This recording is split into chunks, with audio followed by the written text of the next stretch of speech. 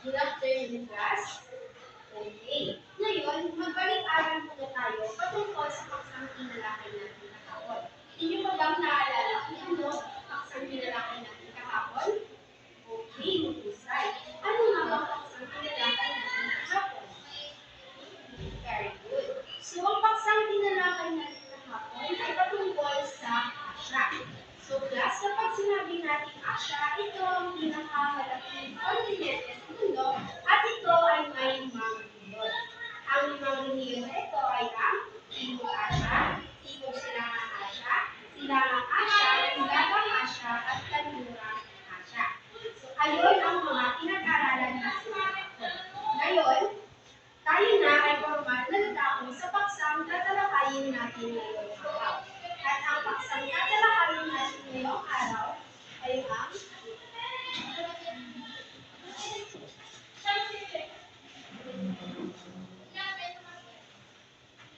ang wika at kultura ng pangkat etniko sa Asya.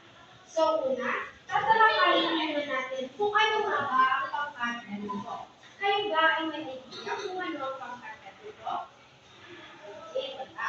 So pag sinabi natin pangkat etniko, ang pangkat etniko ay pangkat ng mga Pilipino na mapagpansin na kanyang kultura ng walang influensya ng ibang lahi. So kapag sinabi natin pangkat etniko, ito ay binubuo sa Pilipinas ng maraming pangkat na mayroong sarili-sariling kultura. And also, ito rin binubuo siya ng madaming grupo ng Pilipino na mayroong sariling wika at kultura. So dito sa pangkat etniko, nabibilang dito ang etnisidad, linguistiko, at etno-linguistiko.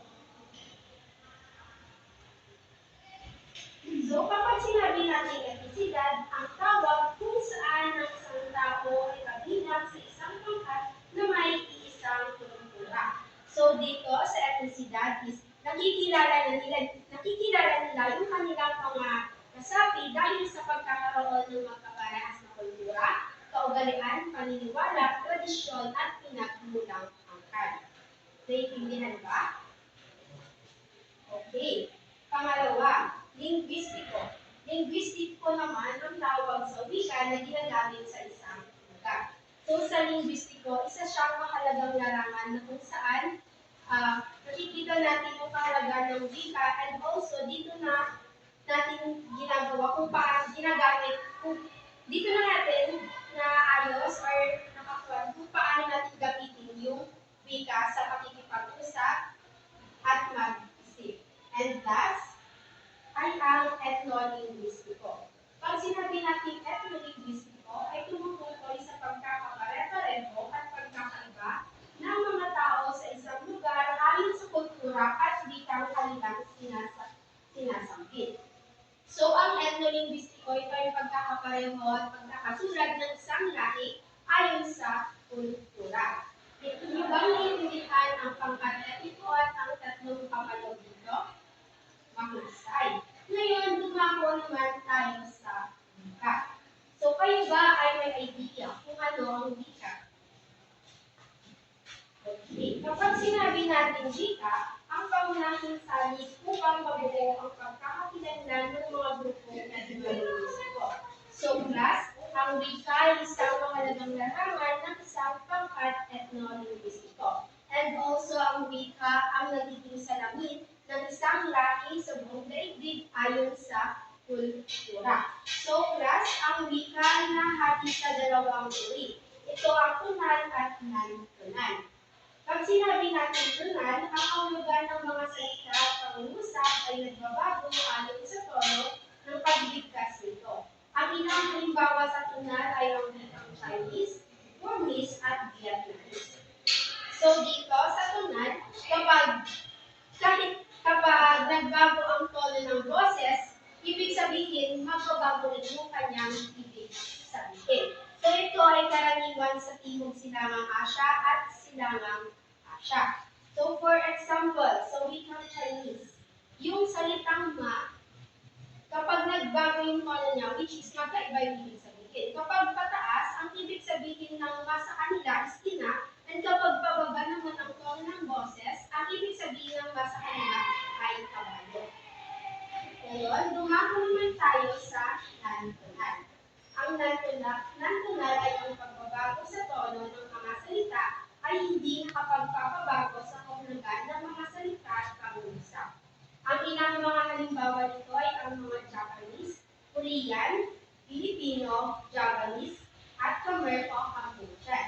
So dito naman sa nagtunad is kabaliktaran siya ng tunay na kung saan kahit magbago ang tono ng boses, dito sa nagtunad ay hindi magbabago ang kanyang sabihin. So ito ay karaniwan sa Africa, Australia.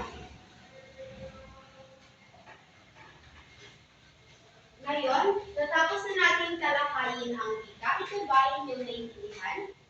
Okay, mahusay. Kung ito ay inyong naiintindihan, ngayon tumatunod tayo sa kultura. So una, alamin muna natin kung ano nga ba ang kultura. Pag sinabi natin kultura ay ang mga kaugalian, sining, wika at paniniwala ng isang pangkat ng mga tao. So ang kultura sa Asya ay ang kabihasnan ng tao sa Asya. Nagsimula yung kadakilaan at paghanga sa mga Asyano noong panahon ng pag-unlad ng sinaunang kabihasnan sa daigdig. So, dito sa kultura, kabilang dito ang sining, wika, kaugalian, musika, liturgi at panitikan ay ilan sa mga mahalagang kultura ng Asyano, na kung saan ang panitikan ay minanang hiyas natin. So, sa panitikan na yon, ilan sa mga kontribusyon ng panitikang Asyano ay ang kabula, maikling kwento, alamat, sarisay at marami pang iba na patuloy pa rin binibigyang pansin, makamatanda man o makabata. So, class, ang kultura sa Asya, sa mga bansa sa Asya ay marami. Ngunit ang ating tatalakayin muna ngayong araw ay ang ibig sabihin ng kultura at ang kultura ng mga bansa sa Asya ay ating tatalakayin sa susunod nating pagkikita. So, naiintindihan niyo ba ang paksang inalakan natin ngayong araw? Okay. Ngayon, maaari bang maglabas kayo ng inyong mga kwaderno at isulat ang inyong asignatura na inyong ipapasa bukas? Okay, ang inyong takdang aralin ay gamit ang isang buong papel or one whole isulat ang mga yamang tao sa Asya. Ulit, gamit ang isang buong papel or one whole isulat ang mga yamang tao sa Asya. Okay, tapos na ba? Maaari na kayong magsitayo. Goodbye, class.